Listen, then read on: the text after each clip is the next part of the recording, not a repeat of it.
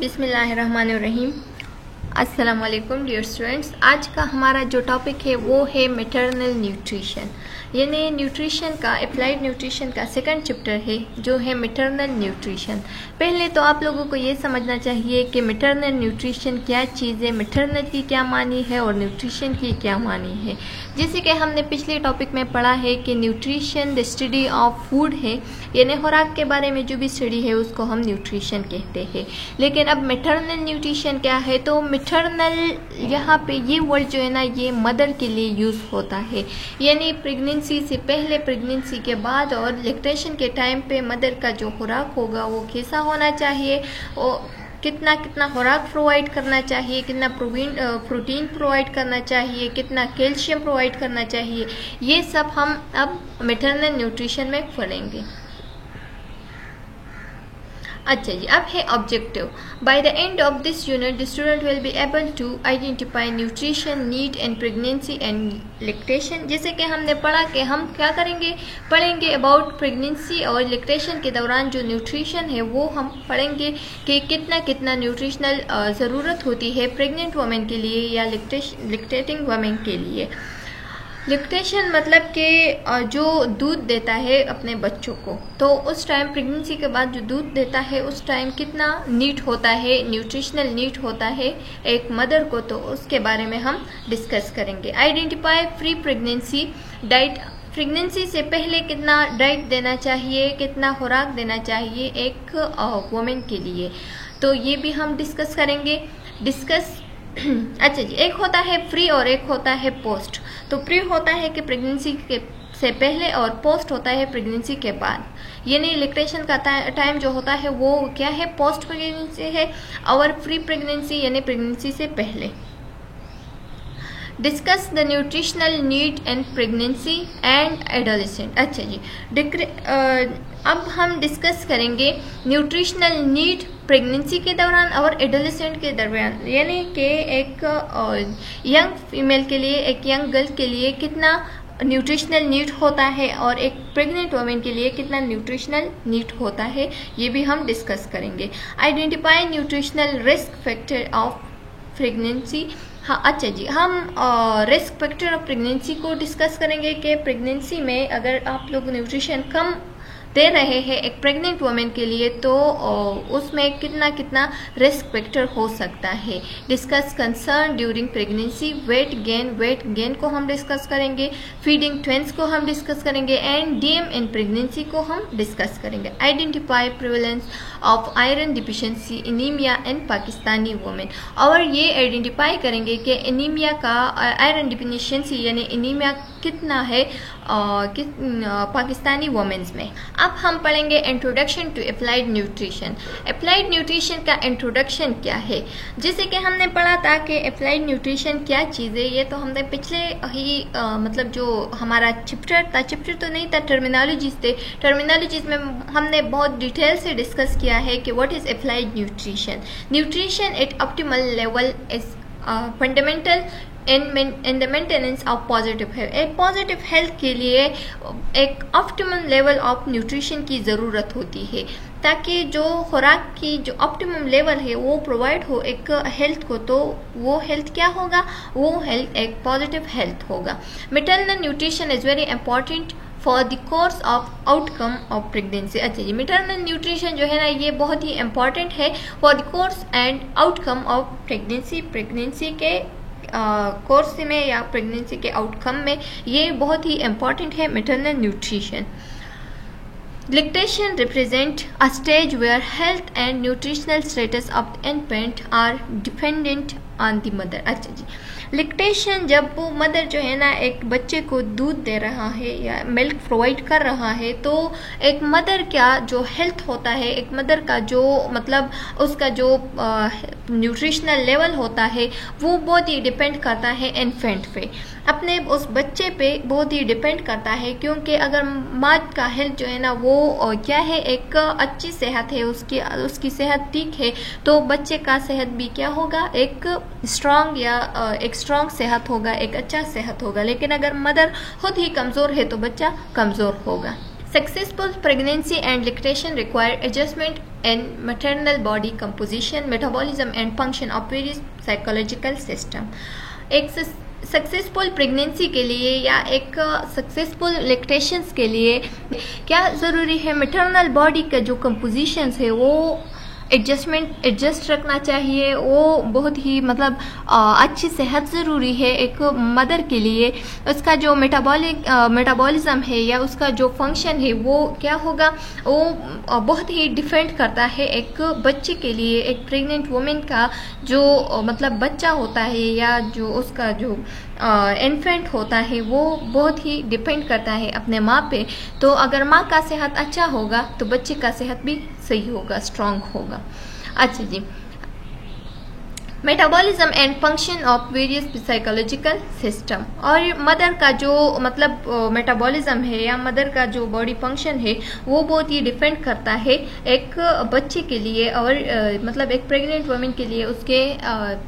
उसका जो बच्चा है उसके लिए बहुत ही माँ का बॉडी बहुत डिपेंड करता है, माँ का न्यूट्रिशनल लेवल बहुत डिपेंड करता है। सक्सेसफुल प्रेगनेंसी के लिए एंड लैक्टेशन के लिए क्या ज़रूरी है? मदर का सेहत बहुत ही मतलब सेहत ज़रूरी है, बहुत अच्छा सेहत ज़रूरी है ताकि मदर का जो न्यूट्रिशन लेवल हो वो क्या हो, वो कंप्लीट हो। अगर मदर का न्यूट्रिशन लेवल कम हो या मदर का न्यूट्रिशन लेवल सही नहीं हो या मदर का सेहत कमज़ोर हो तो क्या होगा, उसका प्री मैच्योर बेबी भी हो सकता है या उसका बेबी डेथ भी हो सकता है या वो खुद ही बीमार हो सकती है ड्यूरिंग प्रेगनेंसी या during lactation. Thus improving the nutrition and health of girl and younger women and the mother during pregnancy and lactation will drive benefits in terms of improved health of their children throughout their lives। अच्छा जी, thus improving the nutrition and health of girls and younger women या mother during pregnancy and lactation. अच्छा जी, mother health जो है ना एक female के लिए, एक गर्ल के लिए, एक यंगर वुमेन के लिए, चाहे वो उसकी शादी हो गई हो या नहीं हो गई हो, चाहे वो प्रेग्नेंट हो या नहीं हो, लेकिन उसका हेल्थ जो है ना वो यंगर एज में बहुत ज़रूरी है। उसका न्यूट्रिशन जो है ना वो इम्प्रूव करना चाहिए यंगर एज में, क्योंकि उसमें बहुत सारे चेंजेस आते हैं, हार्मोनल चेंजेस आते हैं। फिर अगर वो फीमेल जो है ना वो प्रेग्नेंट हो जाती है या वो लैक्टेशन देती है, लैक्टेटेंट बन जाती है, तो क्या होता है कि उसके बॉडी के लिए अच्छी न्यूट्रिशन की ज़रूरत होती है। और वो मतलब अगर वो न्यूट्रिशन उसको पहले से प्रोवाइड की गई हो, अगर वो उसकी सेहत जो है ना पहले से अच्छी हो, तो क्या होता है कि उसका जो मतलब बच्चा होता है वो भी बहुत ही सेहतमंद होगा। And lactation will drive benefits in term to improve healthier children throughout their lives। ठीक है जी, जो लैक्टेशन अगर वो वुमेन जो है ना वो लैक्टेशन देती है या वो प्रेग्नेंट है, तो अगर उसकी सेहत अच्छी है तो उसका बच्चे का जो सेहत होगा वो भी मदर की सेहत पे डिपेंड करता है, तो उसका सेहत भी अच्छा होगा, वो भी सेहतमंद बच्चा होगा। अब है pregnancy. Pregnancy is a period of great psychological stress for women as they nurture a growing fetus in their body। अच्छा जी, प्रेगनेंसी जो है ना ये एक साइकोलॉजिकल स्ट्रेस होता है, एक बहुत बड़ा स्ट्रेस होता है एक प्रेग्नेंट वुमेन के लिए, एक माँ के लिए, क्योंकि क्या होता है उस मदर के बॉडी में चेंजेस आते हैं, उस मदर के बॉडी में एक फीटस ग्रो कर रहा है, तो ऑफकोर्स उसको बहुत सारे साइकोलॉजिकल स्ट्रेस होगा, मतलब बहुत सारे साइकोलॉजिकल डिस्टर्ब होगी वो।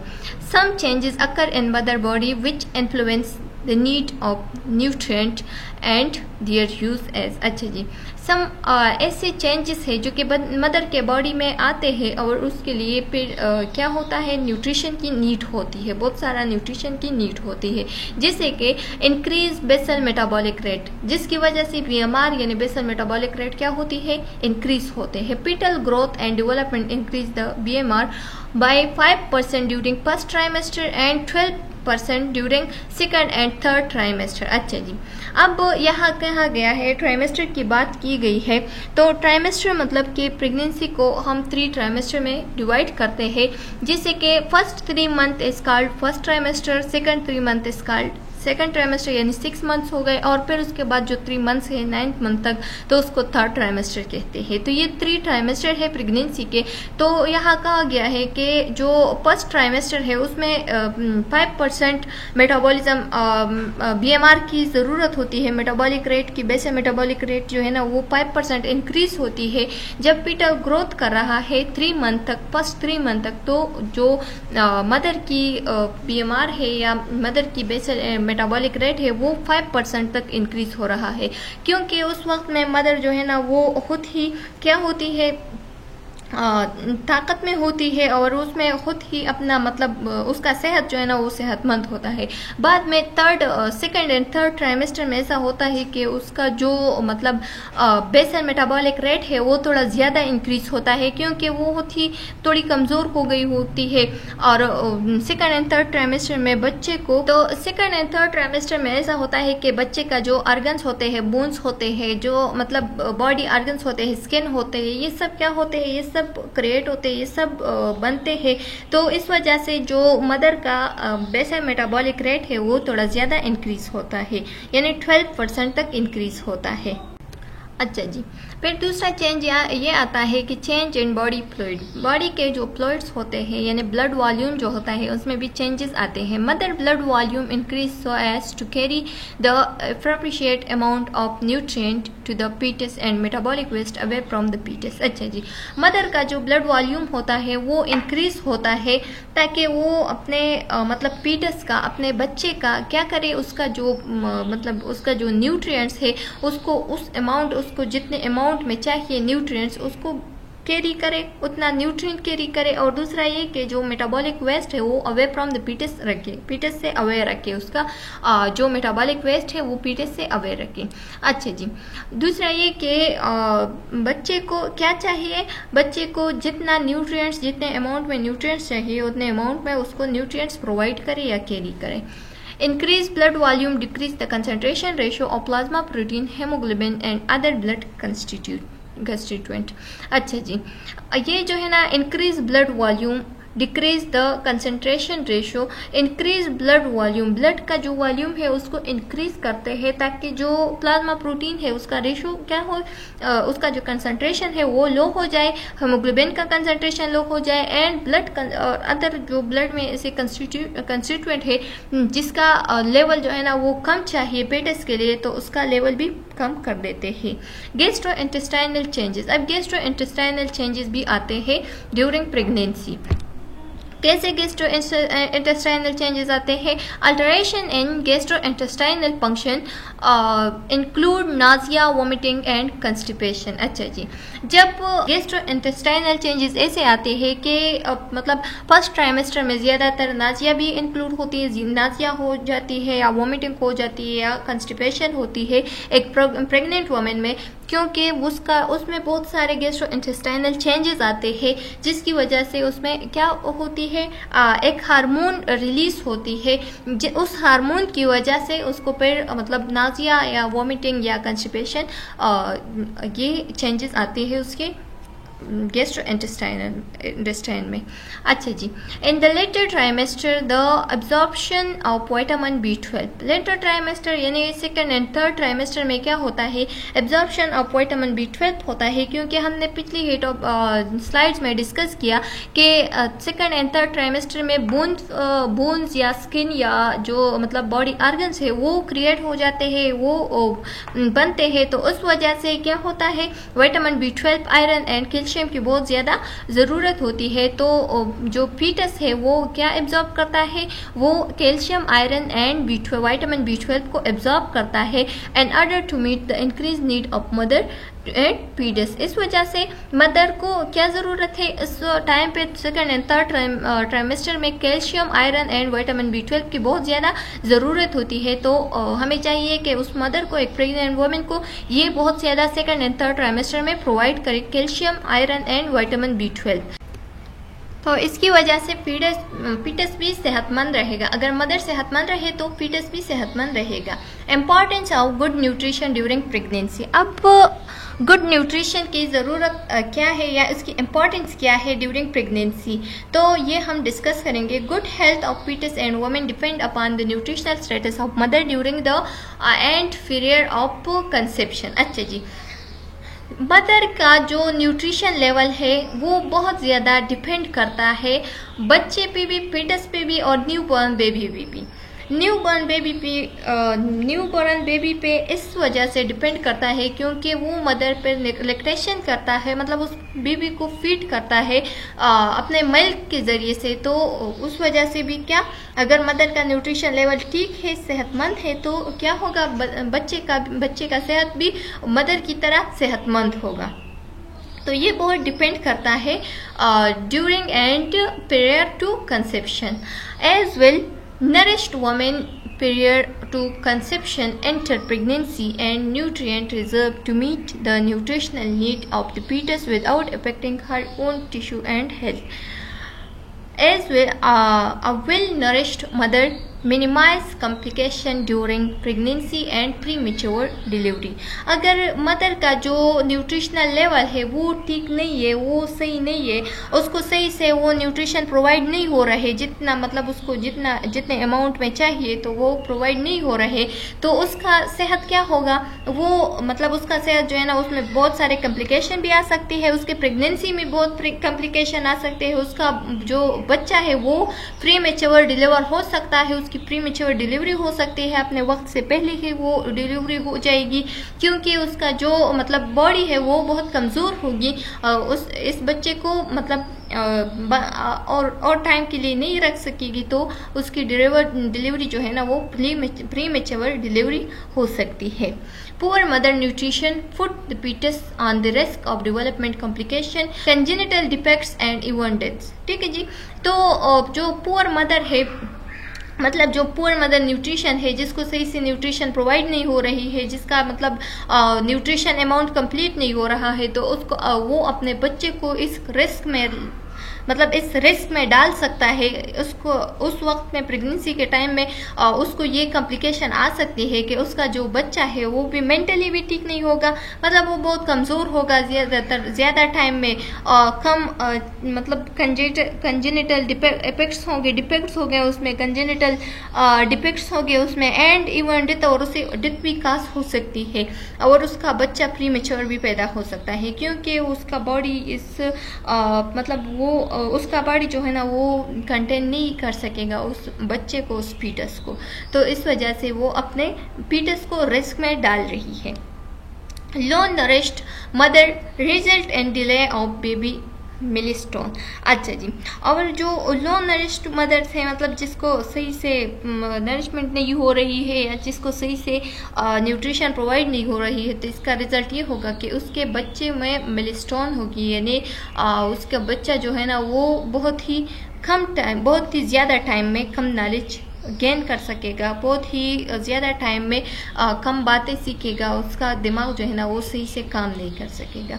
Nutritional need during pregnancy. अब न्यूट्रिशनल नीड क्या है प्रेगनेंसी के दौरान, मतलब कौन कौन सी न्यूट्रिशन ज़रूरी है प्रेगनेंसी में। Nutritional need increase, nutrient needs increase, nutrients की जो नीड्स है वो इंक्रीज होती है to develop maternal organ like uterus, placenta and breast tissues. अच्छा जी, तो न्यूट्रिएंट्स की इस वजह से ज़रूरत होती है और ज़्यादा ज़रूरी होती है, ताकि जो बॉडी का यूटेरस है, बॉडी ऑर्गन्स है, जो मदर की बॉडी ऑर्गन्स है वो डेवलप हो जाए।